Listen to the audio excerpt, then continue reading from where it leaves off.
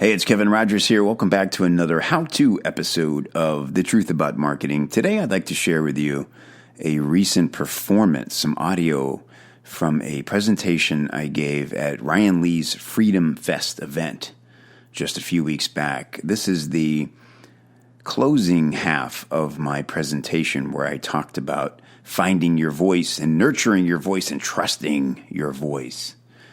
And I think you'll like the story I share. It's a reminder that you are unique. And even if you think there's nothing new that you can share, you have to trust that what's special about the information is that it's you who's sharing it and no one else has your exact DNA, and therefore no one else will teach that information exactly the same.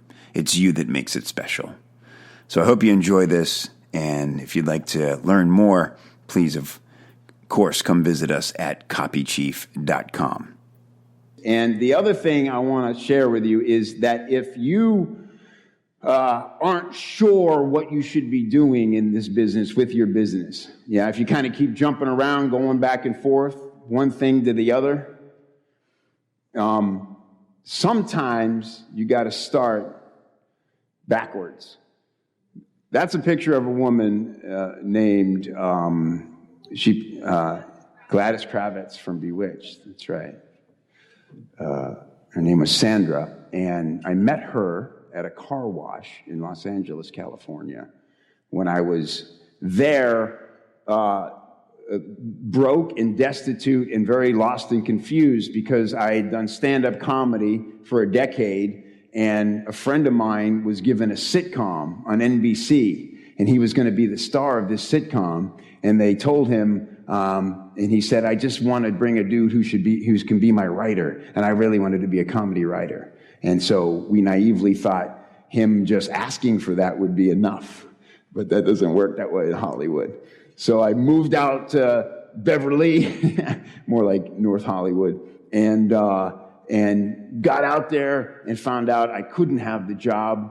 And just being that close to the gig made me realize I didn't really like Hollywood and show business and all the liars and the weird shit that was happening. And so I was confused, and I was kind of done with the stand-up thing, but I loved the writing, but I didn't really want to work on a studio show. And I had nothing. I had no money. I was lost. And so I'm sitting at a car wash on La Cienega Boulevard, and this delightful woman sits down next to me. And nobody, I don't know if you guys live in LA or have you ever been there, but nobody talks to anybody in LA. That would make you weird. And this lovely woman says to me, "Isn't it beautiful today? I just got back from Chicago, and it was so cold and rainy there." I said, "Are you talking to me?" I said, "Oh, really? I came here from Chicago too." And we start talking. She says, "What are you doing here?" I tell her the story. I'm bummed out and I'm broke and I don't know what I want anymore. And she said to me, "Well, you seem like a nice guy, and I could give you my agent's card and you could maybe call him and see if he could help you." She said, "But I have a feeling that's probably not what you're really after." She said, "So let me give you a piece of advice that my husband used to say to people a lot when they'd ask him similar questions. He would always say, sometimes in life, in order to find out what you want, you first have to find out what you don't want and be true to that." Wow. So simple, but I'd never thought of that before, ever. And that day I decided what I didn't want was to be broke and lost and confused and live in shitty-ass North Hollywood anymore. So I packed everything I had in my trunk a week later, and it's the first time I've ever moved away from something instead of to something. And it was really powerful. And so through a weird, winding, twisty couple years where I decided to do different jobs and things, there's her quote, "In life, to discover what you really want, you need to start with what you don't want and first figure it out from there." Here I am now, through some crazy twists and turns, I discovered this amazing thing called copywriting. And what's funny is that from trying to go from stand-up comedy to like some kind of legit gig, I was doing like bartending and bellmans and all these kind of cool jobs, but no resume jobs, right? I'm unhireable, is what we're saying. I am proudly unhireable, but because now I'm glad about it because I get to be an entrepreneur, back then I was really scared about being unhireable. So I had learned to not talk about the showbiz thing because I really quickly realized that it's a great bonding tool. We go like this. So tell me about some of your work history. Well, I did stand-up comedy for 10 years. Did you really? That must be fascinating. Oh, it is. And I did this and I get with that. Okay, great. We'll call you. I never got those jobs. So I realized, shut up about the stand-up comedy thing, because they just assume it's a stopover job. And the first time some booker calls and goes, will you drive to Dothan, Alabama for $150? Hell yeah. I'll be out of there. So when I got into copywriting and I got into our world, I had stifled the comedy thing. I had forgotten that that's what got me there and that that was unique and that was special. And so it took a couple years and some smarter people to say, hey, man, do you get that you have a unique experience that a lot of people would love to hear about and learn about? And they have this fantasy maybe of doing the same thing one day. You should incorporate that into how you teach copywriting. So I did. And again, it comes all back to hearing that voice, right? And doing whatever you do, whatever unique thing you have that nobody else has. Nobody else has your DNA, right? So whatever it is, just do it your way. So let me show you a little video. And I want to show this to you because it's the culmination of me coming back full circle to the fact that I'm allowed to just be funny, not take things too seriously, and it can sell a lot of my product.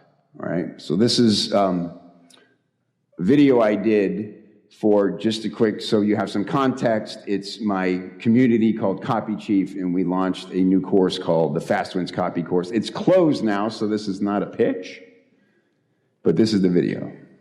Hi, my name is Kevin Rogers. I'm the founder of copychief, and I may or may not be wearing pants right now. Now, why would I sit here, potentially pantless, and talk to you about your sales copy? Seems weird.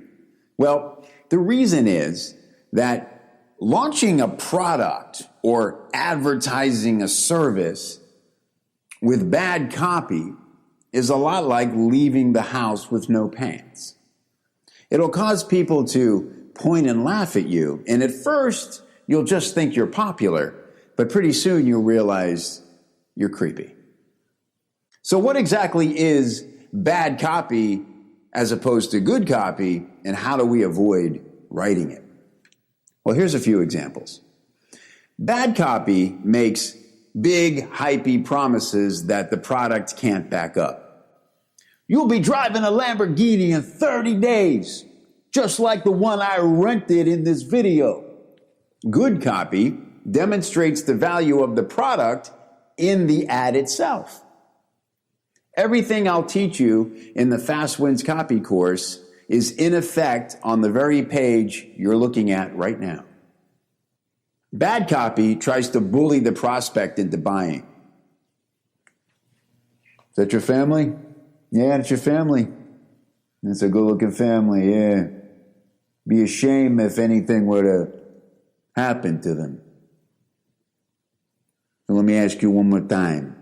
You gonna click? You gonna click? You gonna click? You need to click. Good copy answers every objection with a benefit. Is the copychief community a Facebook group? No, it isn't a Facebook group, and our members love that because Facebook is great for seeing pictures of your neighbor's dog in a sweater, but when it comes to crafting the perfect sales message for your product, you'll want a more refined environment, a place where the pros are comfortable hanging out and giving advice. Bad copy uses false scarcity to create urgency. Only 10 copies of my ebook left, and then they're all gone.